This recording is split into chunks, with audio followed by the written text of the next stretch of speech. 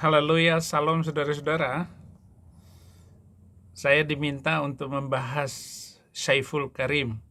Ini ustadz yang moderat dan ustadz yang pikiran bebas, bahkan keluar dari jalur, keluar dari rel Islam itu sendiri. Tapi bagus untuk memajukan pemikiran, menggelitik perasaan muslim yang sudah berakar dengan kebencian kepada non-muslim. Nah, Saiful Karim ini mengambil tafsir Nabi bebas. Muhammad lahir di Arab, membawa ajaran, namanya apa? Ajaran Islam. Nah, waktu ajaran Islam itu hadir di bawah Nabi Muhammad, apakah di Arab saat itu sudah ada kehidupan? Sudah ada tradisi? Sudah ada budaya? Sudah. Kemudian Islam itu menyebar ke semua negara, termasuk Indonesia. Pertanyaan saya, waktu Islam datang ke Indonesia, apakah di Indonesia punya tradisi? Apakah di Indonesia punya budaya? Oke, pertanyaan saya, apakah budaya dan tradisi Arab dengan Indonesia sama atau berbeda? Beda. Oleh karena itu maka hadirnya ajaran harusnya bukan menghapuskan tradisi dan kebudayaan. Hadirnya ajaran itu harusnya memperkokoh tradisi dan kebudayaan. Kan gitu. Yang lucu. Ya, agama itu sebenarnya bagian dari budaya. Agama adalah sebuah sistem yang mengatur kepercayaan, peribadatan kepada Tuhan, atau sejenisnya, serta tata kaidah yang berhubungan dengan adat istiadat dan pandangan dunia yang menghubungkan manusia dengan tatanan kehidupan. Agama juga merupakan pedoman hidup manusia yang diciptakan oleh Tuhan. Kalau memang itu benar, Tuhan ada di dalam pengajaran itu. Tapi saya ragu deh, Pak Karim, Syaiful Karim, kalau benar-benar Tuhan itu tentu tidak akan menciptakan kebencian dan mewajibkan satu kaum untuk menghabisi kaum yang lain, seperti yang telah terjadi oleh agama itu yang sedang dianut dan diikuti oleh Pak Syaiful Karim. Oke, kita lanjutkan Pak Syaiful Karim. Nah, ini Pak. Banyak. Sekarang ini orang yang memerangi tradisi dan budayanya sendiri. Padahal yang dia bawa dari tempat lain juga bukan ajaran agama yang asli. Justru tradisi dan budaya dari negara lain yang ingin ditanamkan di tempat kita agar tradisi dan budaya kita luluh lantah. Kan aneh. Dulu Nabi Muhammad gosok gigi pakai apa? Pakai siwak. Dulu percaya nggak, siwak di zamannya 1500 tahun yang lalu itu paling keren di zamannya. Setuju? Ya pasti Nabi Muhammad pakai yang paling keren dong di zamannya. Tapi Nabi Muhammad bilang, antum a'lamu bi umri dunyakum. Urusan peradaban di zaman antum mungkin berbeda di zaman anak, kata Nabi. Maka aku serahkan urusan peradaban pada antum. Karena sekarang sudah banyak merek sikat gigi. Kita potong dulu sedikit. Saya mau bilang begini Pak Syaiful Karim. Bedanya dengan kekristenan ini jelas sekali. Bapak sudah meluangkan waktu untuk membaca Injil. Coba Bapak dalami lagi konsep ketuhanan di dalam Injil, konsep etika di dalam Injil, etika perjanjian lama dan etika perjanjian baru. Agama, Pak, biasanya memiliki mitologi, simbol sejarah suci, moralitas, etika, hukum adat, ritual, festival, bahkan kitab suci itu sendiri. Nah, ini yang mau saya bahas supaya Bapak terfokus kepada pemahaman yang sedang saya tawarkan kepada penonton, bahwa memang ya kalau bisa ditolak itu agama Arab itu Pak Syaiful Karim itu, dan meloloskan rencana kami, rencana saya, Indonesia bagi Kristus. Artinya Indonesia damai itu hanya tercipta oleh Yesus Kristus. Maksudnya tercipta oleh pengajaran-pengajaran kasih yang dibawa oleh Yesus Kristus.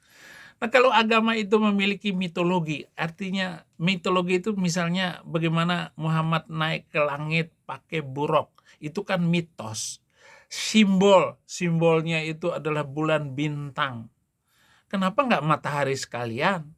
Seperti Muhammadiyah menjadikan lambang Islamnya itu Muhammadiyah adalah matahari. Itu simbol. Nah, sejarah suci. Apanya yang suci dari kelakuan Nabi secara etika itu sudah melanggar moral. Kenapa Bapak nggak membahas ini? Bahas dong. Kalau sekedar sikat gigi siwak itu oke.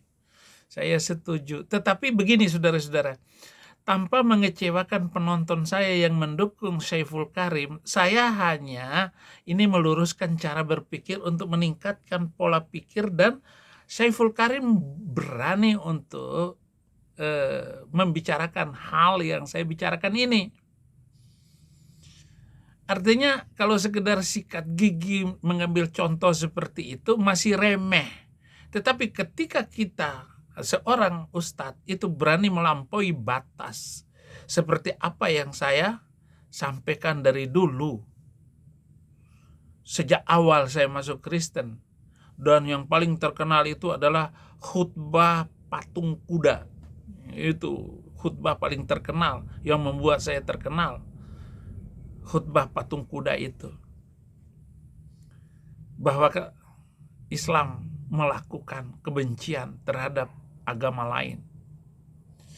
Itu kan sejarah suci, moralitas, etika, hukum, dan ritual, serta festival.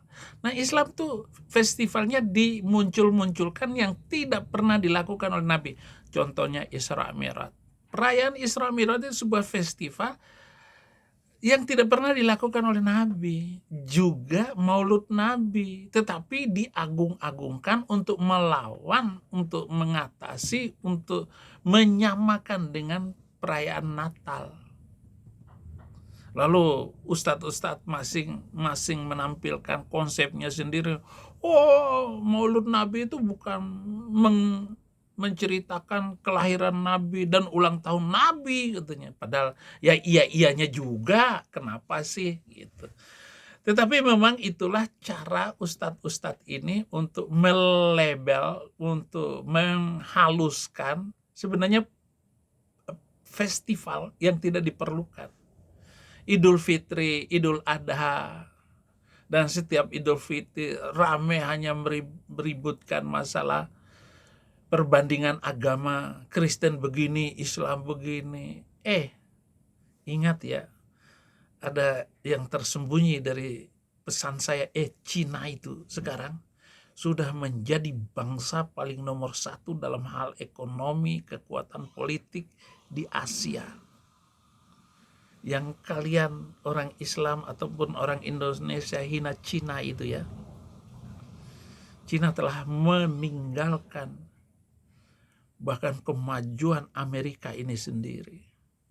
Karena Cina punya aset, yaitu penduduk yang banyak.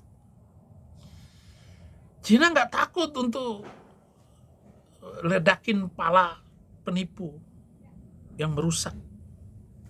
Maka mereka hidup dan bekerja. Nggak ada itu medsos dia itu ribut masalah agama, itu nggak ada lagi. Yang adanya TikToknya joget-joget, cewek cantik Cina itu joget-joget. Hanya itu TikToknya. Nggak ada debat agama. Ini rahasia. Nah, ini saya selalu ngomong bagaimana kemajuan bangsa ini, Indonesia ke depan ini bukan ribut masalah agama. Oke, kita lanjutkan Saiful Karim untuk yang keras, ada yang medium, ada yang soft, kan tergantung giginya. Dan sekarang semua gigi harus pakai siwak, kan repot. Pasta gigi juga ada yang keras, ada yang medium, ada yang soft. Macam-macam orang yang melakukan riset untuk menimbulkan kenyamanan. Nah, siwak itu bukan ajaran. Itu tradisi. Itu teknologi yang berkembang saat itu di sana. Dan sekarang sudah ada dokter gigi, riset tentang gigi. Betul nggak? Macam-macam jenis sikat gigi. Bahkan macam-macam pasta gigi. Nah, kita mau kembali pakai siwak. Ya bau mulut. Ada maksud saya? Ini saya kasih tahu nih, saya kasih tahu.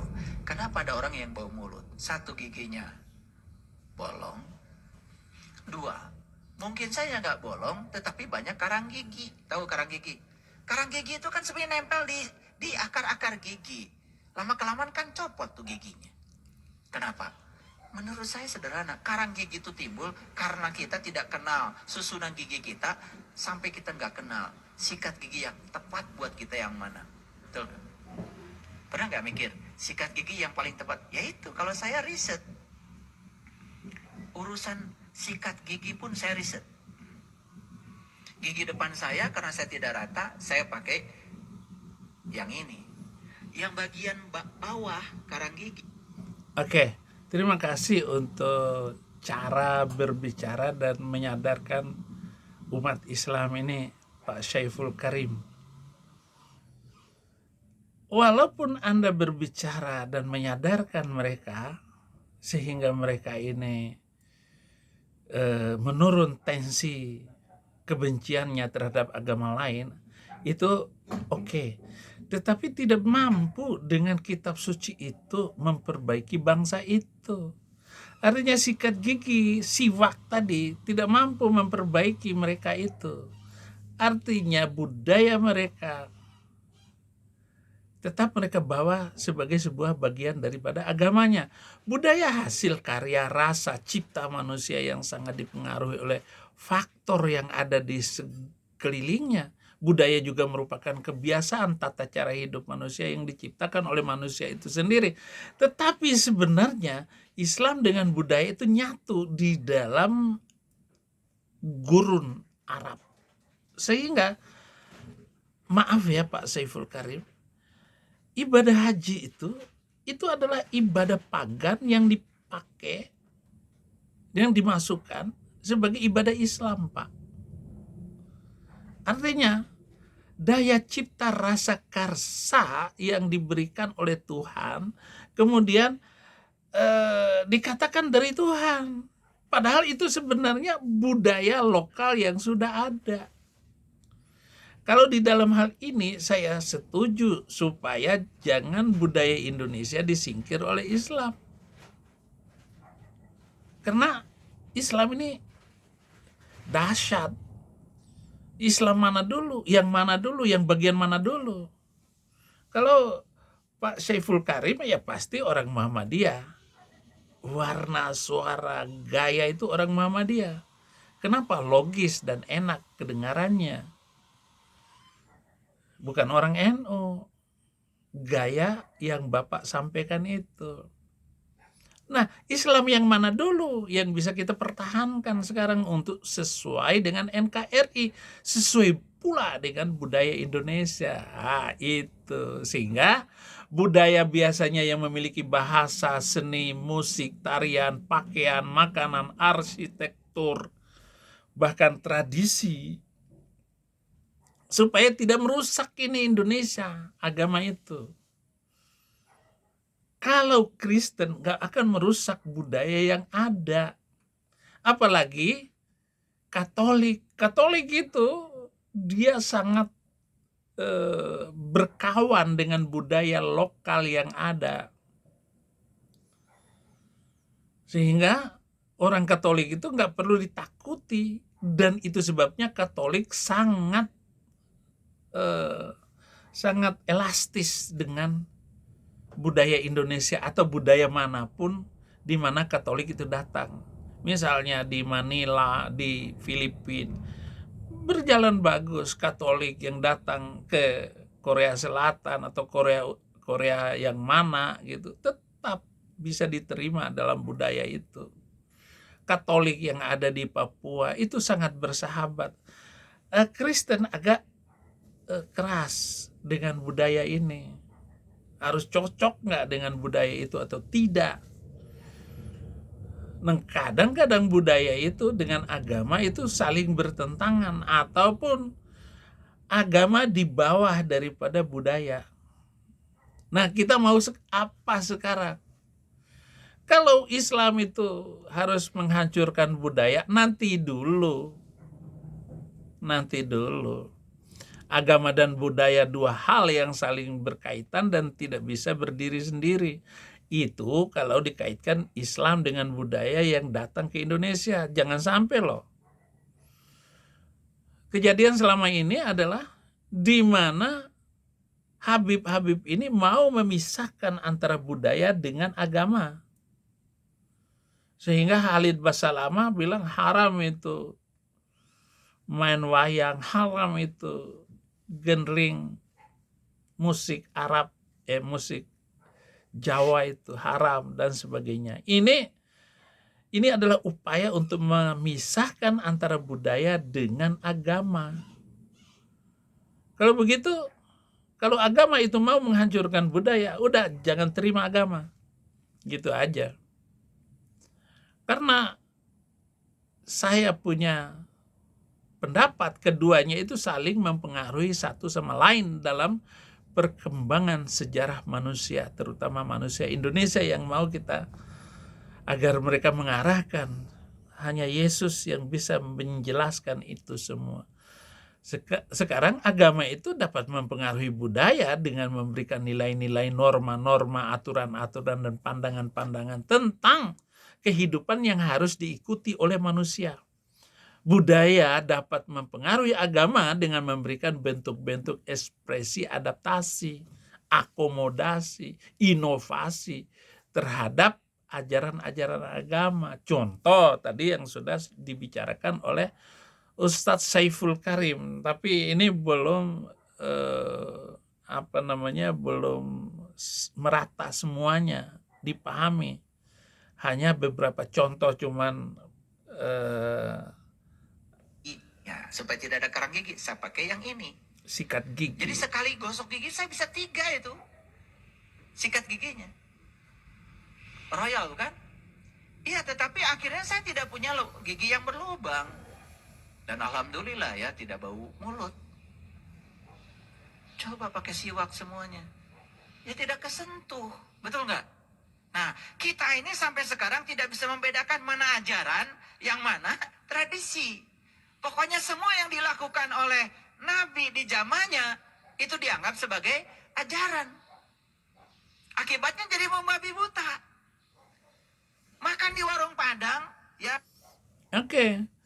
Satu hubungan agama budaya dapat dilihat dari agama Islam di Indonesia. Islam sebagai agama faktual banyak memberikan norma-norma atau aturan tentang kehidupan dibandingkan agama-agama lain. Sebab satu, Islam adalah agama mayoritas. Benar bahwa apa yang dilakukan oleh Muhammad itu tidak mesti dilakukan sekarang ini. Contoh urusan gosok gigi pakai siwak. Dan ada hadis yang sangat terkenal. Laula an asyukka ala ummati la amartu bisiwakin fi kulli sholatin. Andainya aku tidak memberatkan umatku, maka aku perintahkan agar setiap sholat gosok gigi. Berarti 5 kali sehari. Sedangkan gosok gigi paling banter itu ya 2 kali sehari, bangun tidur dan mau tidur. Setiap hari kan begitu. Tetapi Muhammad digambarkan begitu sangat menjaga mulut, menjaga gigi dan kebersihan. Tetapi tatkala Nabi itu berbicara tentang dia menikah, bahkan menikah dengan anak kecil, ini tidak dibicarakan. Padahal sungguh di dalam diri Nabi itu ada contoh teladan. Nah, ini kadang-kadang yang membuat kontradiksi antara ajaran dengan agama. Dan Islam itu pantas nggak diterapkan sekarang.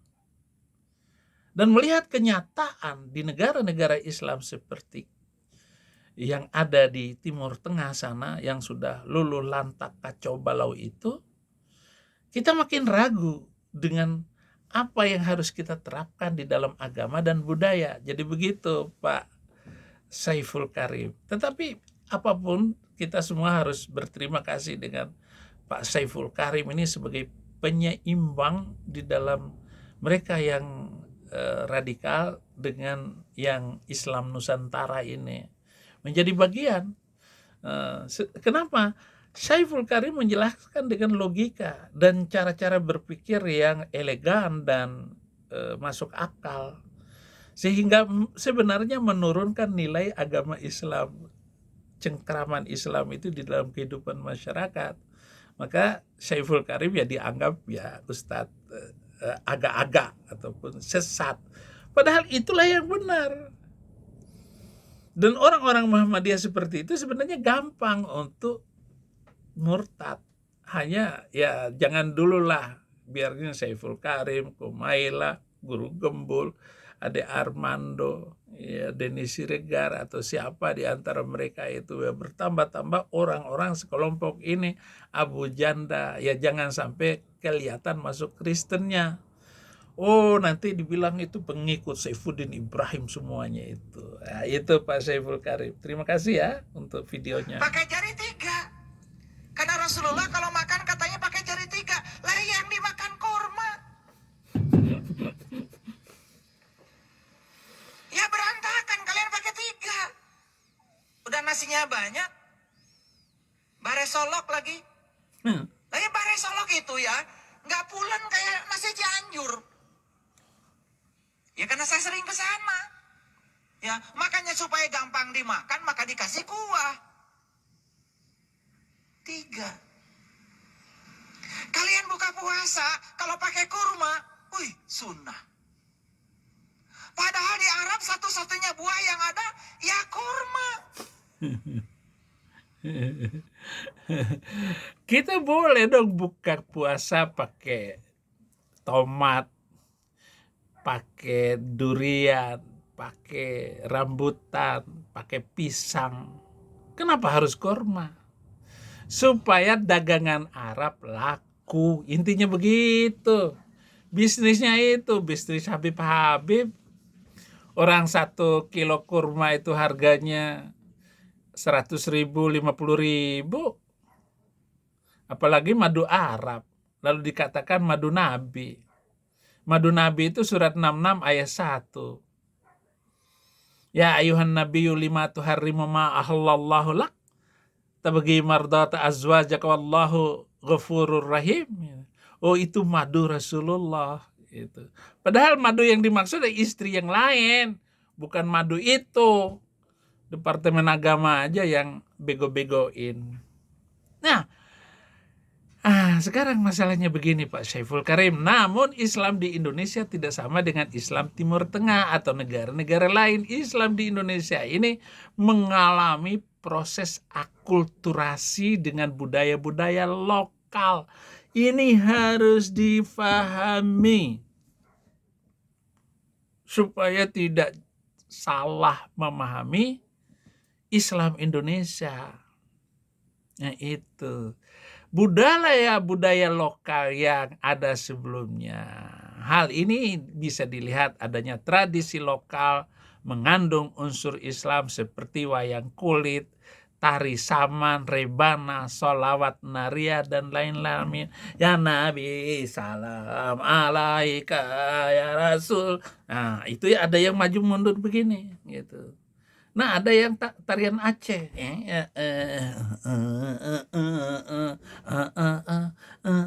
Alaika. Itu yang masuk ke Aceh. Yang masuk ke Bima beda lagi. Komprang, kampreng, komprang. Kampreng, komprang, kampreng, komprang, kampreng. Itu. rebana orang Bima. Itu yang disebut zikir orang Bima. Orang Bima itu berzikir pakai ketipung kendang itu. Di Sulawesi beda, di Makassar beda, di Lampung beda, di kota Minang beda. Perbedaan antara ajaran dan budaya dalam agama meskipun saling berkaitan, tetapi tidak semua hal yang ada dalam agama adalah budaya atau sebaliknya. Ada perbedaan antara ajaran, budaya, dan agama. Ajaran adalah nilai substansi dari agama yang berasal dari, katanya firman Tuhan, kalau kami Kristen, yaitu Alkitab. Kalau Islam, apa iya itu Quran. Wahyunya, apa iya. Ajaran adalah hal-hal yang bersifat tetap universal dan mutlak. Mutlak. Dalam agama, ajaran tidak dapat diubah atau ditafsirkan sesuai dengan kehendak manusia.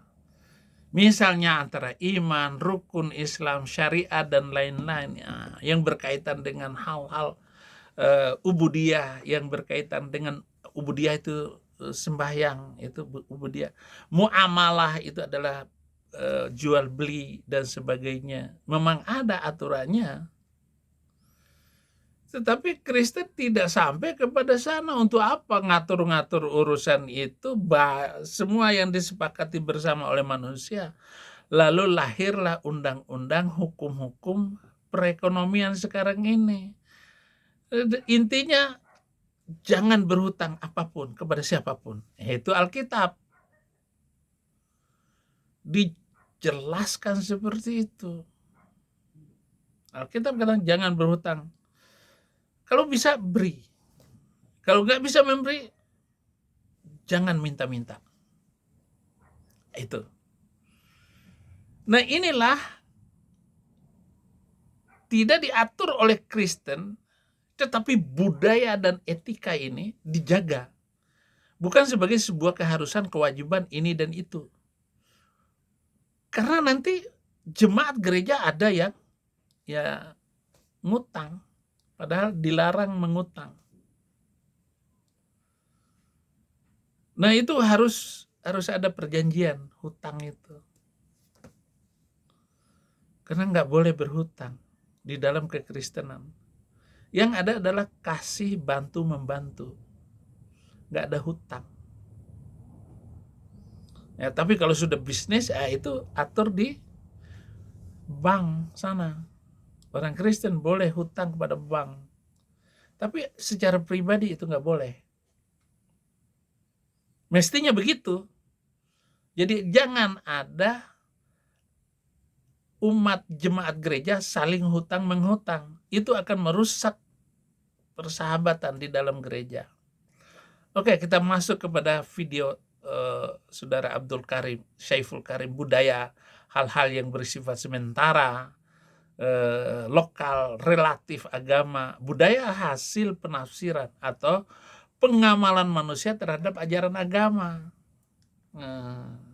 Memang Kalau Nabi Muhammad lahir di Cianjur atau di Lembang, mungkin sunahnya bukan kurma lagi, pisang. Ngerti maksud saya? Nah yang gini-gini tuh kan kadang-kadang kita nggak pernah mikir lagi, betul nggak? Dan kalian juga sama. Kalau buka puasa pakai kurma udah rasanya masuk surga aja. Yang nggak pakai kurma nggak masuk surga. Hah? Ini apa-apaan? Kita di negara tropis ya banyak. Pisang ada. Pepaya ada. Melon ada. Semangka ada. Salak ada. Ustadz Syaiful Karim, contoh Bapak itu contoh renyah, mudah, gampang. Dan tidak terlalu menyakiti Muslim. Tetapi yang harus kita bongkar ini adalah budaya di mana diciptakan oleh agama. Yaitu budaya misalnya poligami. Bapak harus singgung situ. harus mengatakan bahwa memang Nabi itu membuat dia menerima undang-undang laki-laki hanya boleh kawin 4, poligami hanya boleh 4. Dan kalau perlu Bapak kita semua ini, apalagi orang Kristen, ya tetap istri 1, nggak boleh lebih dari 1. Karena apa? Karena budaya inilah yang mau kita perbaiki, di mana Nabi menyuruh istri 4 tetapi dia sendiri melanggarnya. Ini yang harus ditegur dengan baik, dengan santun, supaya tidak sakit hati itu umat Islam se-Indonesia.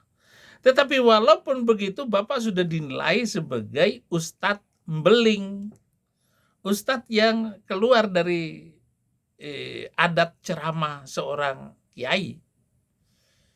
Dan kalau Bapak itu mengambil contoh, kawili misalnya surat ke-4 ayat 3, kawinilah wanita yang kamu sukai 2, 3, dan 4, di mana Nabi melanggar itu undang-undang yang dibuat Allahnya, Bapak nggak akan diundang, nggak akan ramai lagi.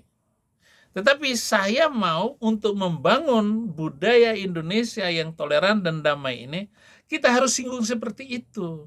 Tapi biar saya yang singgung, nama saya yang rusak, Bapak tetap jalan. Tetapi alangkah bagusnya kalau ada ustadz yang berani menyinggung seperti itu. Nah, bagaimana budaya dapat berubah dan bervariasi sesuai dengan perkembangan zaman, tempat, atau contoh di dalam Islam adalah pakaian muslimah, seni kaligrafi, Arab, arsitektur masjid, dan sebagainya. Bolehlah diceritakan itu sebagai bagian dari budaya. Tetapi tatkala kita menetapkan undang-undang dan hukum bagaimana masyarakat yang kita, jangan sampai masalah poligami itu dimasukin ke dalam undang-undang pemerintah, perda, ataupun undang-undang negara Indonesia bahwa boleh poligami. Ini celaka. Ini kalau sudah bicara seperti ini, saya bilang ini celaka. Ataupun menimbulkan kebencian antara satu suku dengan bangsa yang lain, bahwa agama yang diciptakan ini telah menimbulkan kebencian. Jadi walaupun, gini ngomongnya, walaupun Islam itu sudah menguasai Makassar, tapi orang Makassar itu budayanya jahat. Kata-kata ini harus dihilangkan. Atau lihat itu orang Minang begitu. Islam tidak mampu mempersatukan orang Minang. Kenapa? Karena Imam Bonjol itu membantai 600.000 orang Batak. Ribut lagi ini. Ini yang harus kita kikis, ini yang kita harus papras. Sehingga saya minta kepada Departemen Agama menghapus 300 ayat itu. Itu kan bukan penistaan. Apalagi saya dijadikan tersangka oleh polisi gara-gara meminta 300 ayat dihapus. Ya kalau nggak boleh dihapus ya sudah. Jangan saya dijadikan tersangka dan saya akan diancam lagi di masa yang akan datang. Itu sebabnya saya nggak mau balik ke Indonesia. Karena tanggal 28 Maret 2022 saya ditetapkan sebagai tersangka. Daripada gua tersangka, lebih baik saya meminta ini perlindungan dari pemerintah Amerika supaya saya dilindungi di negara ini. Apa artinya bagi saya? Saya harus meninggalkan harta kekayaan keluarga saya, anak-anak saya, Saddam Hussein, cucu-cucu saya. Ini yang dimaksud. Kalau nggak mau menghapus 300 ayat, ya sudah, jangan jadikan saya tersangka dong. Jangan curang begitu. Departemen Agama, entah MUI ataupun tokoh-tokoh Muslim. Sebab nanti saya ditangkap dulu, seperti dulu ditangkap dulu. Baru ditetapkan undang-undang dikipas-kipas. Ayat ini berdasarkan dia sudah tetap, sudah bisa ini. Dipanggillah ahli untuk membahas ini. Apakah ini ada unsur kriminalnya? Ternyata menurut ahli, saksi ahli, ada. Akhirnya saya dituduh 5 tahun, diancam 5 tahun, divonis 4 tahun. Lah kalau sekarang dengan permintaan permohonan saya 300 ayat, akan lebih lagi, dan akan ada keluar surat dari entah siapa nanti, dari tokoh Indonesia, entah Prabowo kah, yang akan mengeluarkan surat perintah penangkapan terhadap saya. Ya nggak perlulah. Apalah artinya harta kekayaan dan ini semua daripada kebebasan saya berbicara dan memberikan pendapat. Apalagi pendapat saya ini meluruskan ustadz-ustadz itu, guru-guru ini gitu. Nah, akhir kesimpulannya begini, agama sebagai ajaran dan budaya adalah sebuah topik menarik untuk dibahas. Agama dan budaya memiliki hubungan erat dalam sejarah manusia, keduanya saling mempengaruhi. Seperti kata daripada Ustadz Saiful Karim bahwa sebelum Islam datang, sudah ada tradisi Arab jahiliyah, pakaiannya, makanannya, dan seterusnya. Ini mempengaruhi satu sama lain, membentuk identitas karakteristik suatu masyarakat. Maka masyarakat Arab ya seperti itu, masyarakat Indonesia seperti ini, masyarakat Amerika yang saya temui di sini ya begini. Tetapi bagaimana budaya dan agama juga memiliki cara paham untuk berbudaya dan beragama. Ajaran agama hal-hal yang bersumber dari Tuhan harus diikuti oleh manusia tanpa kompromi. Mestinya begitu. Sedangkan budaya agama adalah hal-hal yang bersumber dari manusia, bisa disesuaikan kapan saja. Pakaian ini, salib, itu. Tetapi saya pakai kopiah, pakai salib. Apa maksudnya? Ya nggak perlu sakit hati. Yang Kristen nggak perlu sakit hati karena saya pakai salib tapi pakai kopiah. Yang Islam jangan sakit hati karena saya pakai kopiah tetapi pakai salib. Saya ini agamawan, saya ini adalah pendeta, tetapi saya juga ustadz. Ustadz saya sebagai guru nggak bisa dipisahkan. Ustadz itu kan guru, ustadz itu guru. Ya saya tetap guru, saya tetap dosen, saya tetap ahli perbandingan agama ataupun ahli apa. Kalau begitu Abi itu profesor, ya lebih daripada profesor karena saya sudah menguasai, menjadi profesi bagi saya. Oke. Terima kasih Ustadz Saiful Karim memenuhi permintaan netizen agar saya membahas Saiful Karim. Tuhan Yesus memberkati.